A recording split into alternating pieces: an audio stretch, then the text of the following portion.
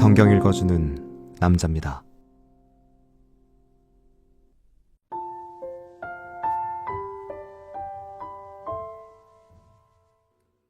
이사갈의 아들들은 돌라와 부하와 야숲과 시므론 네 사람이며, 돌라의 아들들은 우시와 르바야와 여리엘과 야메와 입삼과 스무엘이니 다 그 아비 돌라의 집 족장이라.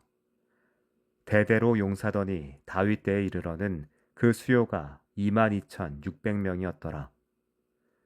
우시의 아들은 이스라히야요, 이스라히야의 아들들은 미가엘과 오바댜와 요엘과 이시야 다섯 사람이 모두 족장이며, 저희와 함께한 자는 그 보계와 종족대로 능히 출전할 만한 군대가 36,000인이니 이는 그 처자가 많은 연고며, 그 형제 이사갈의 모든 종족은 다 큰 용사라. 그 보계대로 계수하면 87,000인이었더라. 베냐민의 아들들은 벨라와 베겔과 여디아엘 세 사람이며, 벨라의 아들들은 에스본과 우시와 우시엘과 여리못과 이리 다섯 사람이니 다 그 집의 족장이요 큰 용사라.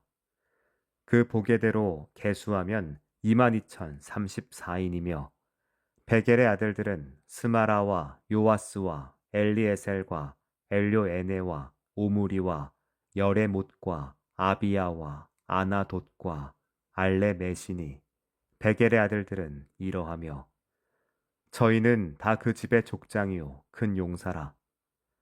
그 자손을 보계대로 계수하면 22,200인이며, 여디아엘의 아들은 비란이요 비란의 아들들은 여우스와 베냐민과 에훗과 그나아나와 세단과 다시스와 아이사알이니 이 여디아엘의 아들들은 그 집의 족장이요 큰 용사라.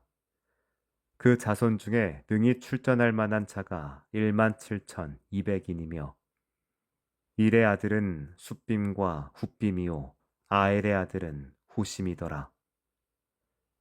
납달리의 아들들은 야시엘과 구니와 예셀과 살루미니 이는 비라의 손자더라. 므낫세의 아들들 그 처의 소생은 아스리엘이요 그 첩 아람 여인의 소생은 길르앗의 아비 마길이니, 마길은 훗빔과 숫빔의 누이 마아가라는 이에게 장가들었더라. 므낫세의 둘째 아들의 이름은 슬로브앗이니 슬로브앗은 딸들만 낳았으며, 마길의 아내 마아가는 아들을 낳아 그 이름을 베레스라 하였으며, 그 아우는 이름이 세레스며, 세레스의 아들은 울람과 라겜이요 울람의 아들은 부단이니 이는 다 길르앗의 자손이라. 길르앗은 마길의 아들이요 므낫세의 손자며, 그 누이 함물레겟은 이스톳과 아비에셀과 말라를 낳았고, 스미다의 아들은 아히안과 세겜과 리키와 아니암이더라. 에브라임의 아들은 수델라요 그 아들은 베레시요 그 아들은 다하시요 그 아들은 엘르아다요 그 아들은 다하시요 그 아들은 사바시요 그 아들은 수델라며, 저가 또 에셀과 엘르앗을 낳았더니 저희가 가드 토인에게 죽임을 당하였으니 이는 저희가 내려가서 가드 사람의 짐승을 빼앗고자 하였음이라. 그 아비 에브라임이 위하여 여러 날 슬퍼함으로 그 형제가 와서 위로하였더라. 그 후에 에브라임이 그 아내와 동침하였더니 아내가 잉태하여 아들을 낳으니 그 집이 재앙을 받았으므로 그 이름을 브리아라 하였더라. 에브라임의 딸은 세에라니 저가 아레 윗 베토론과 우센 세에라를 세웠더라. 브리아의 아들들은 레바와 레세비요 레셉의 아들은 델라요 그 아들은 다하니요 그 아들은 라다니요 그 아들은 암미후시요 그 아들은 엘리사마요 그 아들은 눈이요 그 아들은 여호수아더라.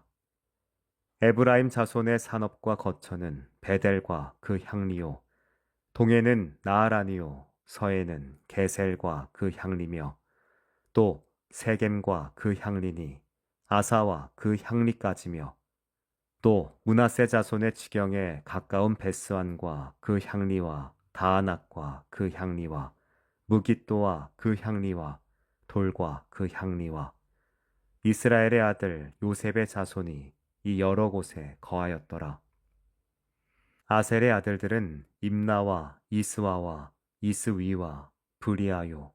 저희의 매제는 세라며 브리아의 아들들은 헤벨과 말기엘이니 말기엘은 비르사잇의 아비며 헤벨은 야블렛과 소멜과 호담과 저희의 매제 수아를 낳았으며 야블렛의 아들들은 바삭과 비말과 아스와시니 야블렛의 아들은 이러하며 소멜의 아들들은 아히와 로가와 호바와 아람이요 그 아우 헬렘의 아들들은 소바와 임나와 셀레스와 아마리요 소바의 아들들은 수아와 하르네벨과 수알과 베리와 이므라와 베셀과 홑과 사마와 실사와 이드란과 부에라요 예델의 아들들은 여분네와 비스바와 아라요 울라의 아들들은 아라와 한니엘과 리시아니 이는 다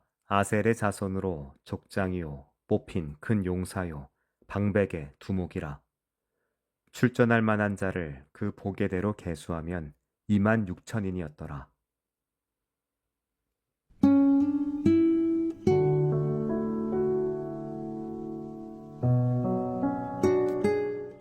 북이스라엘의 이름들은 종종 잊혀져 있습니다. 유다의 왕들과 예루살렘 성전 중심의 이야기 사이에서 북쪽 지파들은 때때로 잊힌 이름처럼 들립니다. 그러나 역대상 7장은 그 이름들을 다시 불러냅니다. 이사갈, 베냐민, 납달리, 므낫세, 에브라임, 아셀. 흩어진 듯 보이지만 하나님의 기억 안에서는 하나로 묶이는 이들입니다. 역대상 7장은 그들의 이름을 호명합니다. 누가 누구를 낳았고 어떤 아들이 전쟁에서 죽었으며 어떤 아버지는 다시 아들을 낳았습니다. 에브라임의 가문은 상실과 회복의 반복으로 구성되어 있습니다. 아들들이 죽고 깊은 슬픔 속에 있던 아버지가 다시 위로를 얻는 장면이 등장합니다. 성경은 말합니다. 하나님은 상실을 넘어 위로하시는 분이라고. 이 장에 나오는 이름들은 대부분 큰 역할을 하지 않았습니다. 역사의 중심에 서지 않았고 왕이나 제사장이 아니었습니다. 하지만 그들은 하나님의 기억 속에서 빠지지 않습니다. 어떤 이름은 후손이 많았고 어떤 이름은 한 문장으로 끝났습니다. 그러나 그들의 존재는 다 하나님의 언약 공동체 안에 있습니다. 그들의 이름은 구속사의 일부입니다. 이 족보는 포로기 이후 귀한 공동체에게 말합니다. 너희가 비록 뿔뿔이 흩어졌을지라도 하나님은 너희를 잊지 않으신다. 오늘 우리에게도 같은 메시지를 줍니다. 이름이 잘 불리지 않는 사람들, 역할이 작다고 여겨지는 손길들, 혹은 스스로 중심에서 멀리 있다고 느끼는 영혼들. 하나님은 그들을 기억하십니다. 하나님께서 우리를 기억하신다는 건 하나님께서 우리를 다시 불러주신다는 겁니다. 다시 쓰임받을 수 있도록, 다시 자리 잡을 수 있도록 하나님은 이름을 부르십니다. 마치 에브라임이 상실을 겪고도 다시 아들을 얻은 것처럼 하나님은 회복의 이야기를 쓰시는 분이십니다. 이름 없는 자처럼 살았던 이들에게 하나님의 기억은 새로운 서사의 시작이 됩니다. 역대기 기자는 북쪽 지파들의 이름을 통해 말합니다. 하나님은 우리를 지우지 않으신다고. 이름이 알려지지 않을지라도 하나님 안에서는 결코 사라지지 않습니다. 그 이름들은 과거의 기억으로만 남지 않습니다. 에브라임의 이름 아래 이어진 여러 후손들처럼 하나님은 우리가 믿음으로 남긴 작은 흔적도 자라게 하십니다. 어느 날 누군가에게 위로가 될 수 있고 어두운 시간을 지나가는 누군가에게 길이 될 수도 있습니다.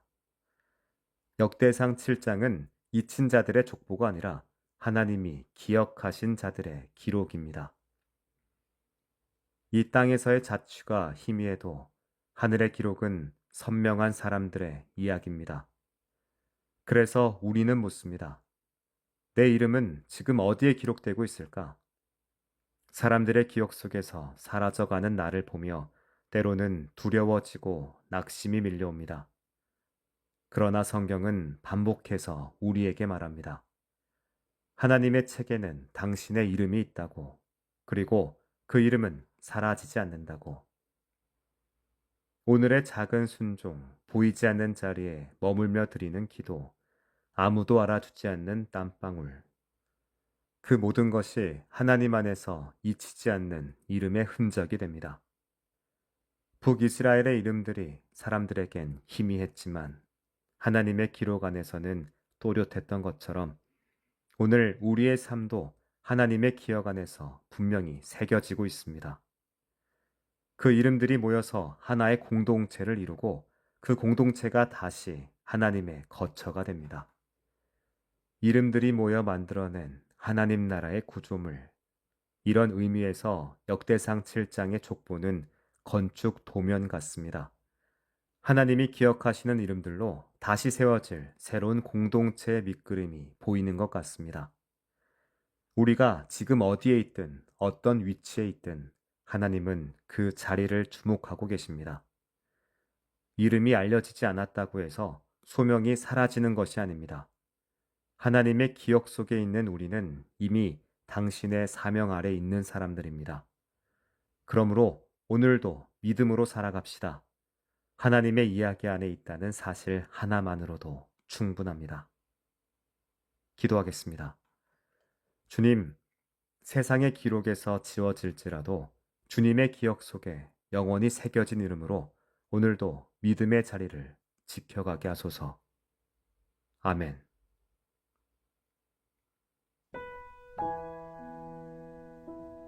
지금까지 묵상에 함께하는 교회 홍정한 목사, 내레이션 성경 읽어주는 남자였습니다.